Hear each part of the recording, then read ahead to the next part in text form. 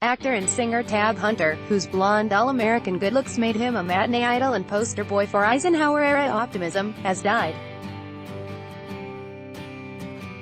He was 86, just 3 days shy of his 87th birthday. The 1950s heartthrob went into cardiac arrest on Sunday after a blood clot in his leg traveled to his lung, said Alan Glazer, Hunter's husband of 35 years, on Monday. Hunter, the blonde actor and singer who was the heartthrob of millions of teenage girls in the 1950s, and received new attention decades later when he revealed that he was gay, died Sunday. He was 86, the Associated Press file photo. He collapsed in my arms in the front lawn and I called 911 and we raced him to the hospital, Glazer told The Times. It was sudden and unexpected, Glazer said. Hunter died at Santa Barbara Cottage Hospital. I want people to know what a good man he was, he said. It was more important that Tab was known for being a good human being. That was most important to him than being an actor and a recording artist. He didn't place importance on his movie career or his celebrity. Article continued below. Hunter's wholesome good looks and shucks demeanor embodied an American ideal in the 1950s and helped launch his career. Discovered as a stable boy, he rocketed to fame as a teen heartthrob in movies such as Island of Desire and Battle Cry, and as a chart-topping crooner with the hit Young Love. Hunter was the aspirational dreamboat for swarms of baby boomers and the perfect arm candy for Natalie Wood and Debbie Reynolds, all while hiding his homosexuality. When he dared challenge his well-crafted persona, the industry cast him aside. Hunter clawed his way back 30 years later by lampooning his former self in campy comedies. Then he gave up on acting altogether to live quietly riding horses in Santa Barbara. When you've been a product of Hollywood and been subjected to as much crap as I have, it's not conducive to your own development, he told The Times in 1976. It's see-through plastic of the worst kind. In this 1955 file photo, Natalie Wood, left Tab Hunter and Peggy Lee pose with trophies at the Audience Awards in Los Angeles.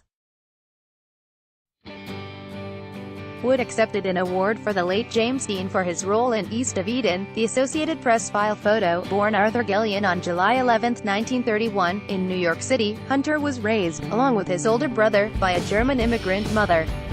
After she divorced their abusive father, they moved to California. Hunter was a shy introvert who nevertheless sang in the church choir and was a competitive figure skater. Shamed by a priest at 15 when he confessed his homosexuality, he lied about his age to join the U.S.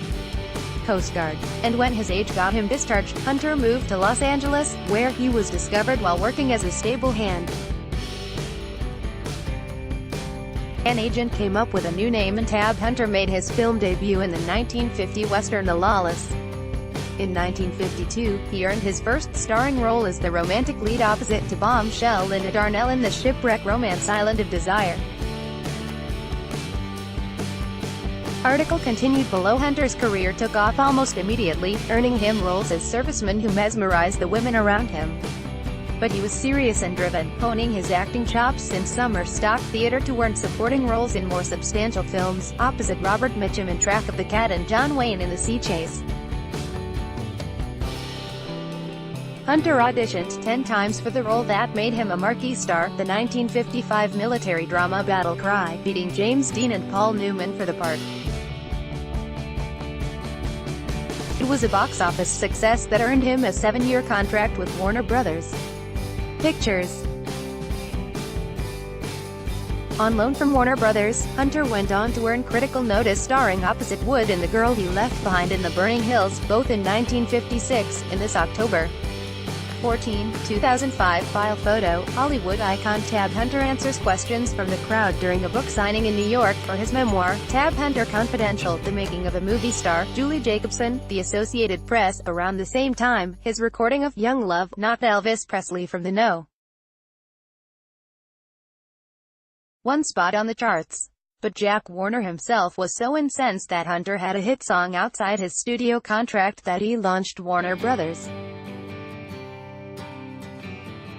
Records in 1958 just to keep the profits in-house.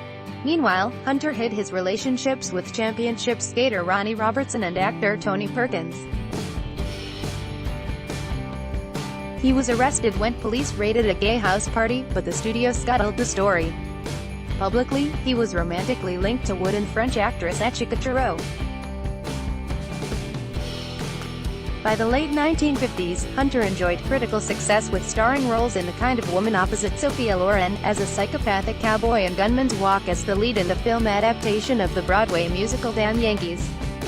Convinced he could pursue a more satisfying career outside Warner's control, he bought out his contract. But Hunter's career never recovered from that bold move. He spent the 1960s in a short-lived TV sitcom and typecast in B-movies such as Operation Bikini and Ride the Wild Surf just to pay the bills. Though Hunter landed a co-starring role opposite Newman in The Life and Times of Judge Roy Bean in 1972, he spent much of that decade touring non-stop with a dinner theater troupe. The rigors of that life wore him out, and he stopped after a heart attack. In 1981, camp director John Waters called Hunter with an offer to play drag star Divine's love interest in an outrageous comedy called Polyester. The quirky film was a hit and revived Hunter's career.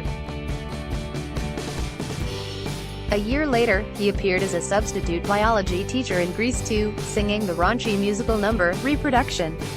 And in 1985, he and Divine co-starred in Paul Bartle's 1985 western Lust in the Dust. I think from all the leading ladies I had, from Geraldine Page to Natalie Wood to Sophia Loren to Rita Hayworth, Divine goes right in there.